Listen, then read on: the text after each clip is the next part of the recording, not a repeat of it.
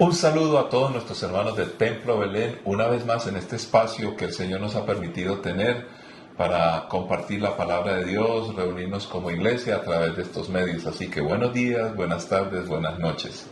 Esperamos que esta serie de enseñanzas, por lo menos en este caso acerca del libro de Génesis, usted las pueda compartir con alguno de sus amigos, familiares o personas a las cuales les quiere hablar del Señor Jesús.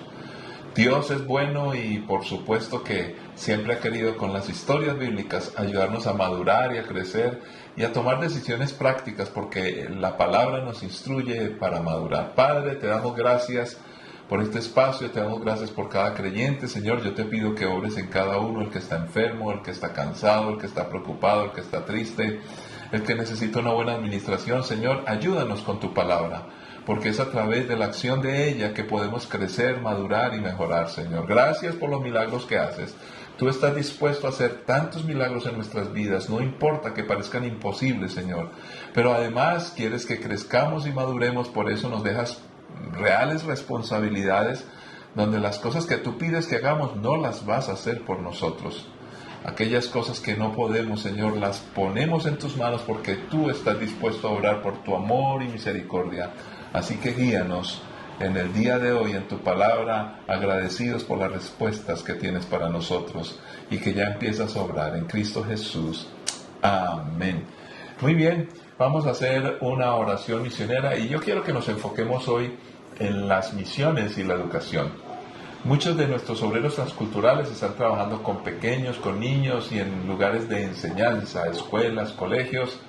Le pedimos al Señor que les dé mucha sabiduría para impartir con gozo y con alegría esa palabra que transforma y que realmente nos educa. Padre Santo, gracias por nuestros obreros que están en muchos lugares del mundo, aquí mismo en Colombia, donde están enseñando, compartiendo para tocar las vidas de los niños, tocar las familias y poder generar una transformación que solo proviene de un toque espiritual, el modelo y ejemplo de nuestro Señor Jesucristo y cada historia bíblica que nos empieza a nutrir. Yo te agradezco personalmente porque todo lo que he podido aprender y muchos de nosotros que crecimos en el Evangelio y los niños que he conocido, Señor, cómo nos transforma la vida y nos cambia. Por eso oramos para que guíes a nuestros obreros a que lo puedan hacer cada vez mejor, a que nos estructuremos mejor y mejor en las oportunidades que tengamos para fundar colegios, escuelas y poder educar, Señor. Pero no hay mejor educación que la de tu palabra. En el nombre de Cristo Jesús y por supuesto, Señor, gracias porque para eso también nos reunimos a través de estos medios en Cristo Jesús. Amén. Muy bien, vamos a ir a la palabra de Dios, vamos a continuar con el libro de Génesis. Vamos a seguir con una historia. Aquel soñador, José. Vamos a estudiar el capítulo 41, pero no lo vamos a leer todo. Es una gran historia y la semana pasada pudimos compartir un poquitico de este capítulo. Pero vamos a leer a partir del versículo 28. ¿Qué nos dicen las Escrituras? Dice así la palabra del Señor. Vamos a gozarnos en ella y pongamos bastante atención.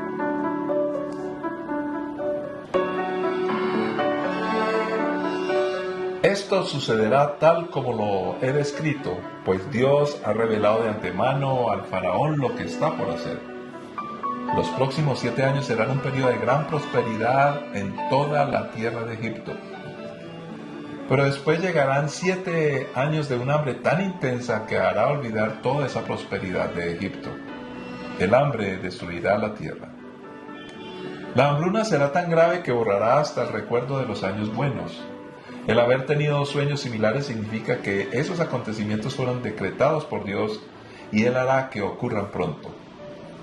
Por lo tanto, el faraón debería encontrar a un hombre inteligente y sabio y ponerlo a cargo de toda la tierra de Egipto. Después el faraón debería nombrar supervisores de la tierra a fin de que almacenen una quinta parte de las cosechas durante los 7 años buenos. Haga que ellos reúnan toda la producción de alimentos en los años buenos que vienen y la lleven a los graneros del faraón. Almacene bien el grano y vigílelo para que haya alimento en las ciudades. De esta manera habrá suficiente para comer cuando lleguen los 7 años de hambre sobre la tierra de Egipto. De lo contrario, el hambre destruirá la tierra. Las sugerencias de José fueron bien recibidas por el faraón y sus funcionarios. Entonces el faraón preguntó a sus funcionarios: ¿acaso encontraremos a alguien como este hombre tan claramente lleno del Espíritu de Dios? Así que el faraón dijo a José: como Dios te ha revelado el significado de los sueños a ti, es obvio que no hay nadie más sabio e inteligente que tú. Quedarás a cargo de mi palacio y toda mi gente recibirá órdenes de ti. Solo yo, sentado en mi trono, tendré un rango superior al tuyo. El faraón dijo a José: yo aquí en persona te pongo a cargo de toda la tierra de Egipto. Luego el faraón se quitó de la mano el anillo con su sello oficial y lo puso en el dedo de José, y lo vistió con ropas de lino de la mejor calidad y le puso un collar de oro. Después hizo que José subiera el carro de guerra reservado para su segundo en autoridad, y donde quiera que iba José se gritaba la orden: ¡arrodíllense! Así que el faraón puso a José a cargo de todo Egipto, y le dijo: yo soy el faraón, pero nadie levantará una mano ni un pie en toda la tierra de Egipto sin tu aprobación. Luego el faraón le puso un nuevo nombre a José, un nombre egipcio, Safnat Panea. También le dio una esposa a quien se llamaba Asenat y era hija de Potífera, el sacerdote de On. Entonces José se hizo cargo de la tierra de Egipto, de toda ella. Tenía 30 años cuando comenzó a servir en el palacio del faraón, rey de Egipto. Después, cuando José salió de la presencia del faraón, inspeccionó toda la tierra de Egipto. Tal como se había predicho, la tierra produjo cosechas abundantes durante 7 años. Todos esos años José recogió todas las cosechas que crecieron en Egipto y guardó en las ciudades el grano de los campos aledaños. Acumuló grandes cantidades de grano, tanto como si fuera arena a la orilla del mar. Al final, dejó de registrar las cantidades porque había tanto que resultaba imposible medirlo. Durante ese tiempo, antes del primer año de hambre, les nacieron 2 hijos a José y su esposa Asenat, hija de Potífera, el sacerdote de On. José llamó a su hijo mayor Manasés, porque dijo: Dios me hizo olvidar todas mis angustias y a todos los de mi familia de mi padre. José llamó a su segundo hijo Efraín, porque dijo: Dios me hizo fructífero en esta tierra de mi aflicción. Finalmente acabaron los 7 años de cosechas abundantes en toda la tierra de Egipto. Después comenzaron los 7 años de hambre, tal como José había predicho. El hambre también azotó a todas las regiones vecinas, pero en todo Egipto había alimento de sobra. Con el tiempo, sin embargo, el hambre se extendió por toda la tierra de Egipto también. Cuando la gente reclamó alimento al faraón, él les dijo: vayan a ver a José y hagan todo lo que les diga. Entonces, dada la gravedad del hambre en todas partes, José abrió los graneros y distribuyó grano a los egipcios, porque el hambre era intensa en toda la tierra de Egipto. Y llegaba a Egipto gente de todas partes para comprarle grano a José, porque el hambre era intensa en todo el mundo.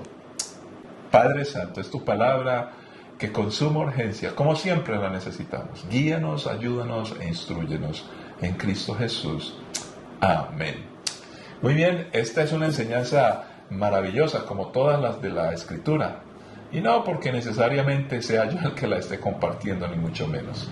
No, al contrario, es porque la palabra de Dios es veraz, se cumple y nos ayuda a conocer nuestros caminos de la manera más apropiada, para que no tropecemos, para que no caigamos. Esta historia es la culminación o el clímax de la posición que Dios tenía preparada para este hombre famoso, José, el menor de su casa. Por lo menos en ese entonces era el menor, después vino otro hermanito, pero Dios tenía un propósito con José. Lo que pasa es que debemos comprender que los planes de Dios involucran una escuela, involucran un crecimiento, una madurez. Dios desde el principio quiere que hagamos y cumplamos algo y normalmente nos anuncia, y este es un estudio que he podido percibir en la palabra y en la experiencia, Dios muy temprano nos está hablando de qué es lo que desea de nosotros.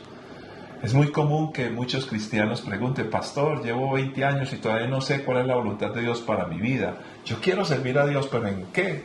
Llevo muchos años preguntándole, no sé. Esa pregunta es tan recurrente que desde hace muchos años yo empecé a mirar en la Escritura y empecé a notar y eso me dejó más preocupado. Noté que todos los llamados de Dios en la palabra del Señor, el Dios rápidamente les mostraba qué era lo que quería, cuál era el propósito. Obviamente no siempre era de una manera tan clara y con todos los detalles, pero que el llamado era lo suficientemente objetivo y preciso como para emprender el camino y tener fe. Sí aparecía así. Por eso Dios le dice a un Abraham: vete a una tierra que te mostraré. No le dijo la tierra, pero le dijo: vete, deja tu tierra, tu parentela, que yo estoy contigo. Y cuando empezamos a mirar cada personaje de la Biblia, es así, igual que José. Le mostró de muy pequeños sueños, y estos sueños hicieron que su familia se incomodara un poco, pero ahí empezó una escuela. Y todavía en este punto, después de pasar por ser vendido, por aparecer ante el padre como si hubiera sido devorado por una fiera, y luego estuvo donde un militar y allí le fue bien, pero sin embargo terminó mal, fue a la cárcel, estuvo un tiempo, ahora está delante del faraón. Todo ese tiempo y todas estas cosas aparentemente nos muestran es un desastre de vida y una crisis terrible.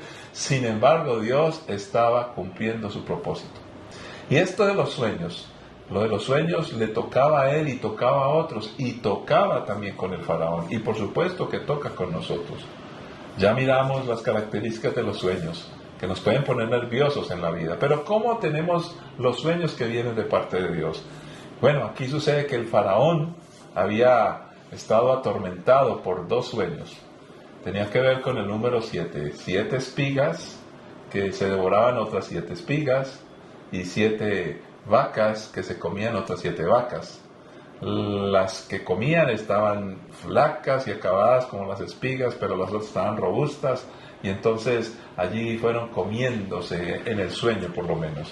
El faraón está supremamente atormentado porque dice: ¿esto qué es? Esto es un desastre, ¿qué va a pasar? Pero los sabios que tenía, entre otras cosas, que ya dijimos que en esa época los consejeros estudiaban el onirismo o lo onírico, lo que tenía que ver con los sueños, tenían interpretaciones y tenían equivalencias, todo este tipo de cosas para interpretar los sueños. Pero aquí encontramos entonces al hombre de Dios, como tú y yo. Nosotros somos personas de Dios, que hemos de tener claridad y madurez, pero eso se logra con una escuela. Y cuando empieza a suceder todo esto, precisamente se le dice a José: bueno, este es el sueño, ¿qué voy a hacer?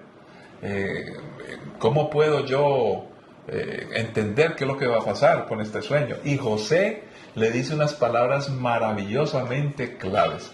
Y nos devolvemos un poquitico al versículo 16.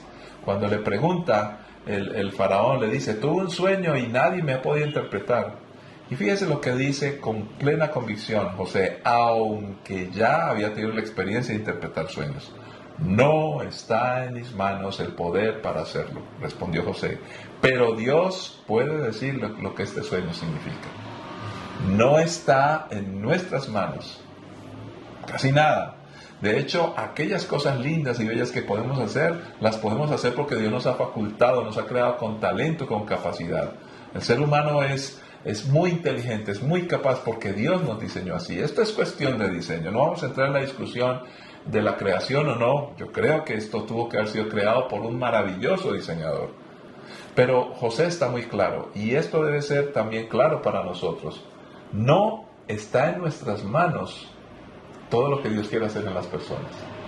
Cuando oramos por un enfermo, cuando enseñamos a alguien, cuando aconsejamos, cuando bendecimos, y se logra el efecto que Dios quiere con esas personas, no fue en nuestras manos que se logró, fue en las manos de Dios.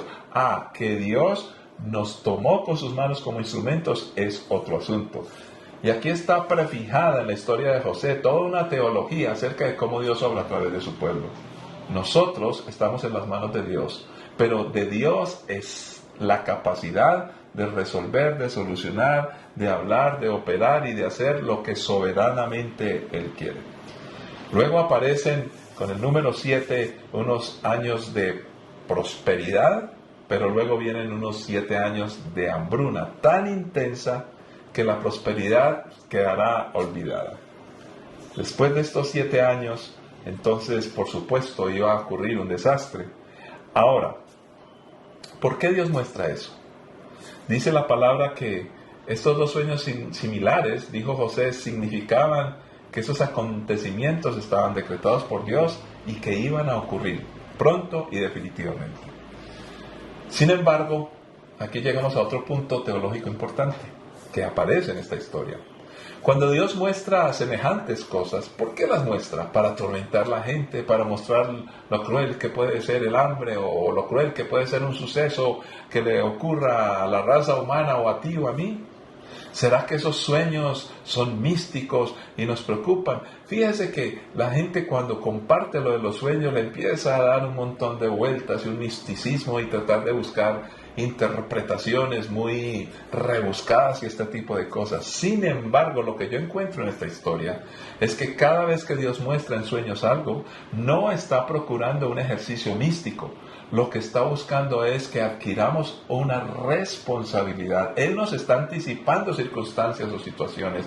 Nos empieza a hablar para que adquiramos responsabilidad. Y seamos más exactos, mayordomía, administración de nuestra vida. Ahora bien, los sucesos están allí.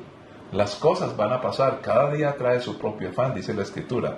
Sin embargo, todas estas circunstancias que se dan en la vida deben ser solucionadas por personas como tú y como yo. Por supuesto que con la ayuda de Dios. Dios es el que todo lo puede. Sin embargo, Dios no nos excluye ni nos saca de la ecuación. Él quiere que nosotros como personas solucionemos. Y aquí se reconoce el talento, el recurso humano en las manos de Dios como una bendición. Por eso dice, por tanto el faraón, dijo José, deberá encontrar a un hombre inteligente y sabio y ponerlo a cargo de toda la tierra de Egipto. Es una persona la que puede solucionar.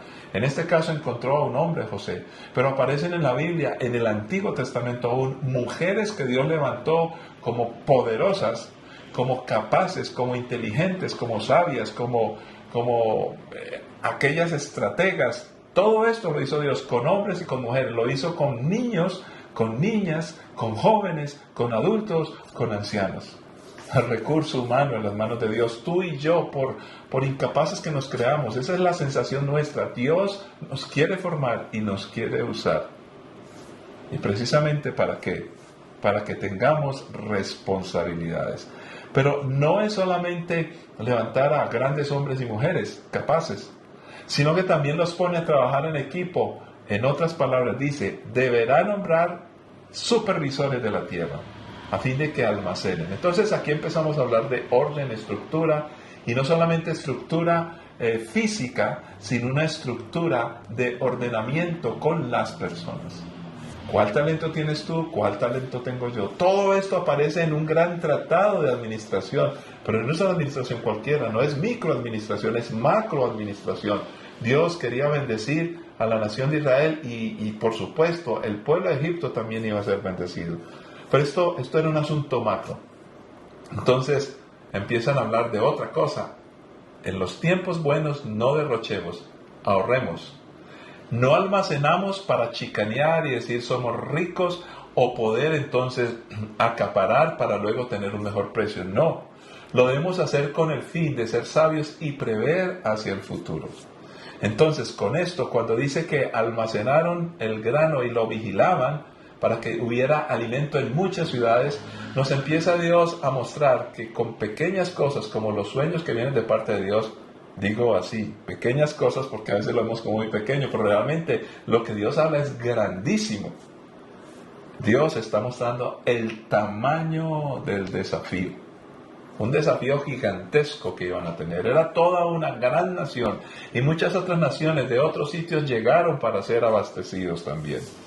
Entonces, cuando una persona no solamente sueña, sino que aconseja y habla con autoridad e inclusive con tanta seguridad que como reconoció al principio, dijo, esto no está en mis manos, está en las manos de Dios. En otras palabras, es realista, reconoce que hay que organizar personas, que no depende de uno solo y simplemente da un consejo como quien dice, aquí estoy tratando de dar lo mejor, ustedes verán qué hacen.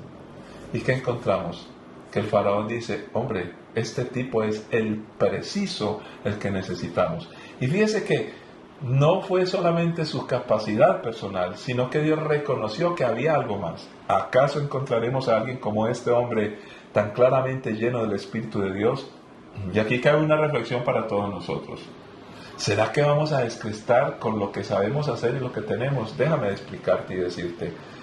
A través de mi ministerio, mi vida cristiana y conociendo tantos amigos creyentes, lo más importante que tienen las personas no son las capacidades y lo que saben hacer.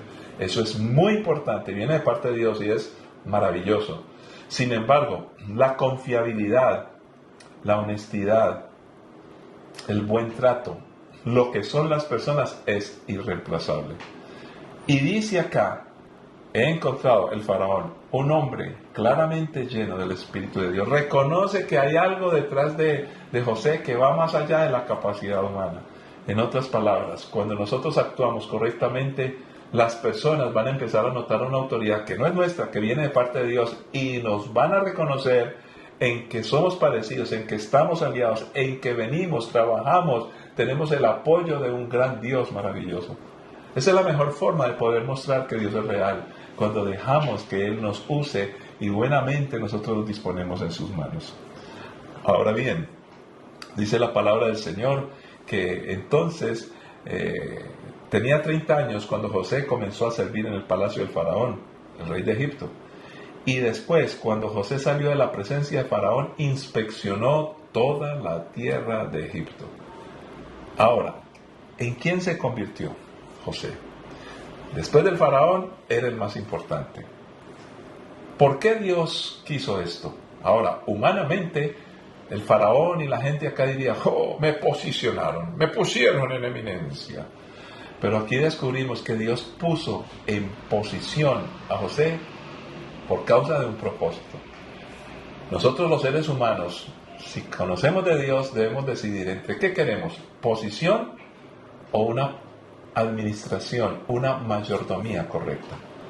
A veces nosotros andamos buscando estar en puestos altos, pero no porque queramos administrar y ser responsables, sino porque queremos ocupar importantes posiciones en algún momento en la vida donde seamos destacados y reconocidos. ¿Por qué y para qué? Nosotros no necesitamos eso.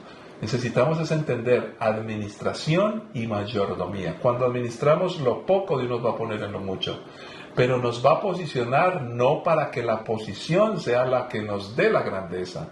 Dios es el más grande. Nosotros vamos simplemente a bendecir, a administrar y a ser mayordomos. Y encontramos aquí detalles como estos. Registren las cantidades, la importancia de la contabilidad, dónde están las cosas, cómo administramos todos. A este punto o en este punto ya no estamos olvidando que todo esto empezó con un sueño. El sueño es un instrumento que Dios anticipa para orientarnos y guiarnos, pero Dios tiene mucho más que un sueño contigo. Y ya que estamos concluyendo, quiero decirles que me he encontrado con personas que me dicen, pastor, de niño tuve un sueño, o una profeta me habló, o Dios le habló a alguien, y entonces Dios habló y dijo que yo sería de bendición. Y resulta y pasa que lo que Dios hace es maravilloso, como los sueños, los dones, el poder que Él manifiesta. Sin embargo, siempre que Él despliega todas esas capacidades divinas y que son extraordinarias, no lo hace para mostrarnos que Él es Dios, no lo hace para decirnos, oh, yo soy el superpoderoso. Él lo es sin necesidad de mostrarlo, lo sigue siendo. Él no necesita que nosotros le reconozcamos su grandeza. Los que necesitamos reconocer la grandeza de Dios somos nosotros. Entonces, ¿por qué lo hace? Simplemente lo que Dios está haciendo es, en ese orden de ideas, posicionándonos a nosotros, ayudándonos a administrar, porque tiene un propósito. Y ya que Él desea eso, está esperando que tú y yo administremos y que le creamos. Y que empecemos a entender que no es el maravilloso don de Dios, no es el milagro que Dios me hace, lo que yo debo empezar a ejecutar. Eso lo hace Dios, dejémoslo que Él lo siga haciendo. Pero cuando Dios nos apoya con milagros, señales, prodigios o cosas como estas, o nos da un plan, o nos da una gran visión y las personas empiezan a reconocerlo, es sencillamente porque tiene un plan. Y tiene un plan maravilloso que es coherente desde el Génesis hasta lo último del Apocalipsis. Dios estaba pensando en el futuro de la nación escogida. Dios está pensando en tu futuro, el de tus hijos y de las generaciones que vienen hasta que Él venga por nosotros. Dios nos está dando una visión y ya empieza a mostrarnos la magnitud de lo que Dios quiere hacer. ¿No han notado ustedes que en esta historia no solamente Dios usó a José, después de todo esto, lo posicionó allí para guardar a su pueblo que no muriera, sino que también empezó a bendecir Egipto? En otras palabras, allí se empieza a cumplir la promesa a Abraham: en ti serán benditas todas las naciones de la tierra. Y Egipto empezó a recibir bendición. Después tuvo problemas por su terquedad. Eso es lo que Dios quiere. Dios pone los sueños en el marco de un propósito divino para bendición. Ese marco de bendición donde nosotros estamos lo debemos de llevar con mucha responsabilidad. Sueños, un marco de propósito de Dios y una gran responsabilidad que tenemos. Empecemos con nuestras vidas, continuemos con nuestros hijos y extendamos esto a las personas que nos rodean. Te garantizo que Dios te va a apoyar y vas a tener un buen testimonio. Las personas estarán agradecidas. Algunos no te van a querer porque cuando predicamos la palabra y la verdad, a veces vamos a tener tropiezos entre las personas que discrepan. Pero cuando lo hacemos correctamente, tarde o temprano, aún aquellos que ataquen van a reconocer el poder de Dios. Padre que estás en los cielos, te damos gracias. Gracias por cada hermano, por cada creyente. Gracias porque tú también quieres entregarnos dones, talentos, capacidades, nos das sueño, nos das visión, Señor, para que caminemos en la vida cumpliendo el propósito que tú tienes. Señor, yo te pido por cada creyente de nuestra iglesia, a muchos que empezaron como niños, jóvenes, estudiando en la universidad, hoy empiezan a estar en posiciones, administrando cosas grandes. Señor, muchos ahora tienen algunos recursos aún económicos o de posición académica o de prestigio, Señor, el cual en sí mismo no es sino una posición. Pero tras una posición la cual tú nos has llevado con propósito, hay una gran responsabilidad de mayordomía. Es en un marco específico del plan tuyo que tienes para nuestras vidas, nuestras familias, una sociedad, desde acá hasta lo último de la tierra, en todo tiempo y época, Señor. Padre, ayúdanos a entender esto para ser muy responsables. Señor, yo te pido que los dones de tu Santo Espíritu, la capacidad, la palabra que ya tenemos en el corazón, el poder de Dios, el poder tuyo, Padre, el poder de tu Santo Espíritu, Señor, en nuestras vidas sea para bendición. Cuando ocurran las maravillosas cosas que tú quieres hacer en medio nuestro, que nosotros reconozcamos que no es nuestra mano, es la tuya, y que simplemente allí, bajo tu dirección, estamos cumpliendo el propósito eterno que tienes con nosotros para bendición en Cristo Jesús. Amén. Esperamos que caminemos en esto y le enseñemos a nuestros hijos. Cuando nuestros hijos vayan adquiriendo cosas, recordémosles siempre, estás allí porque Dios tiene un plan y tiene un propósito contigo. Y no es tu mano, es la mano de Dios. Que la paz y la gracia de nuestro Señor Jesucristo les acompañen. Bendiciones para todos y nos encontraremos en una próxima ocasión, esperando que nos visiten en nuestras sedes, en los lugares donde tenemos presencia de manera física. Dios les bendiga.